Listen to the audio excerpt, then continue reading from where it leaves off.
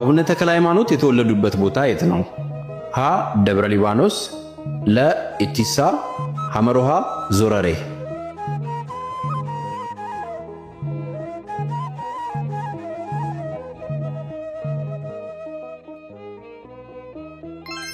መልሱ ለ ኢቲሳ።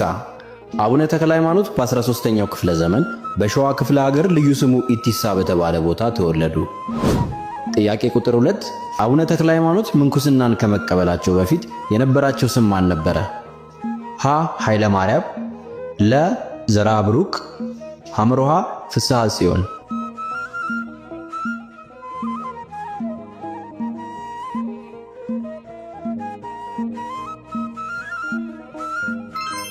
መልሱ ሐመሮሃ ፍስሐ ጽዮን።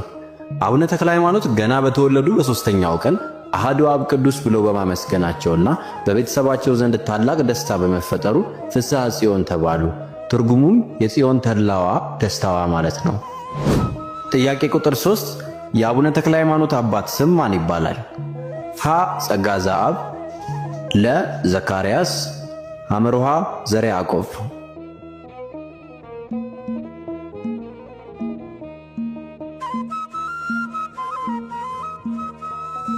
መልሱ ሀ ጸጋ ዘአብ። ጥያቄ ቁጥር 4 ተክለ ሃይማኖት ማለት ምን ማለት ነው?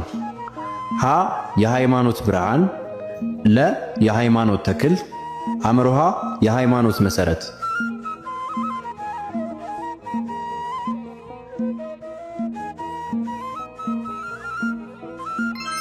መልሱ ለ የሃይማኖት ተክል።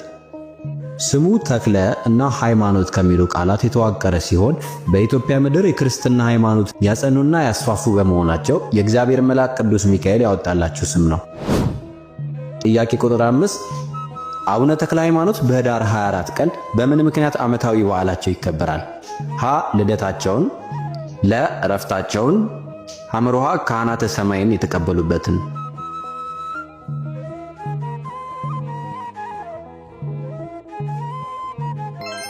መልሱ ሐመሮሃ ካህናተ ሰማይን የተቀበሉበትን። ኅዳር 24 ጻድቁ አባታችን አቡነ ተክለ ሃይማኖት የሥላሴን መንበር ከ24ቱ ካህናተ ሰማይ ጋር 25ኛ በመሆን ያጠኑበት የመታሰቢያ በዓል ነው። ጥያቄ ቁጥር 6 የአቡነ ተክለ ሃይማኖት ዓመታዊ የዕረፍት በዓል መቼ ይከበራል? ሀ ግንቦት 12፣ ለ ነሐሴ 24፣ ሐመሮሃ ታኅሳስ 24።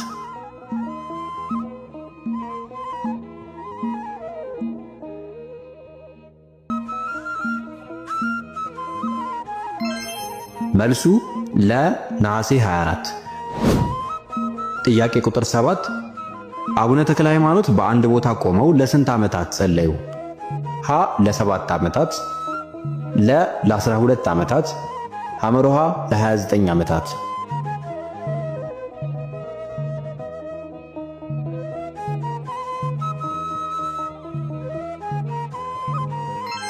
መልሱ ሐመሮሃ ለ29 ዓመታት። አባታችን አቡነ ተክለ ሃይማኖት አንድ እግራቸው እስኪቆረጥ ድረስ በአንድ ቦታ ቆመው ለ22 ዘመናት ጸልየዋል። አንድ እግራቸው ከተሰበረ በኋላም ለ7 ዓመታት በአንድ በዓት ውስጥ ሆነው ጸልየዋል። ጥያቄ ቁጥር 8 አቡነ ተክለ ሃይማኖት ሐዲስ ሐዋርያ የተባሉት ለምንድን ነው? ሀ አዲስ መጽሐፍን ስለጻፉ፣ ለ ወንጌልን በኢትዮጵያ ስላስፋፉ፣ ሐመሮሃ አዲስ ገዳምን ስለመሰረቱ።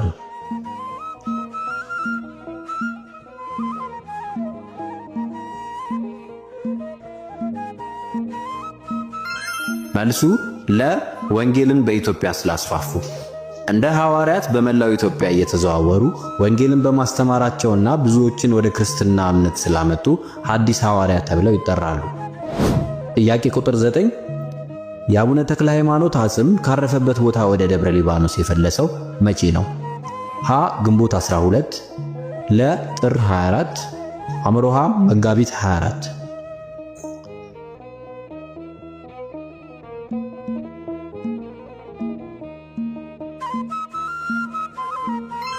መልሱ ሀ ግንቦት 12። አቡነ ተክለ ሃይማኖት ካረፉ ከብዙ ጊዜያት በኋላ አጽማቸው ከነበረበት ቦታ ወደ ደብረ ሊባኖስ ቤተክርስቲያን የፈለሰበት ወይም የተዘዋወረበት ቀን ግንቦት 12 ነው። ጥያቄ ቁጥር 10 አቡነ ተክለ ሃይማኖት ለስንት ዓመታት በአንድ እግራቸው ቆመው ጸለዩ? ሀ ለ5 ዓመታት፣ ለ7 ዓመታት፣ ሐመሮሃ ለ12 ዓመታት።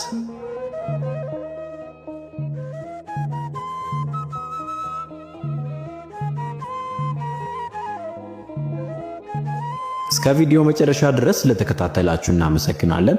10ኛውን ጥያቄ ኮሜንት ላይ እንድትመልሱ እየጠየቅን ከዚህ ሌላ መንፈሳዊ ዕውቀታችሁን የምትፈትሹባቸውን ጥያቄዎችን የምትፈልጉ ከሆነ ቻናላችንን ሰብስክራይብ በማድረግ ይከታተሉን። እናመሰግናለን።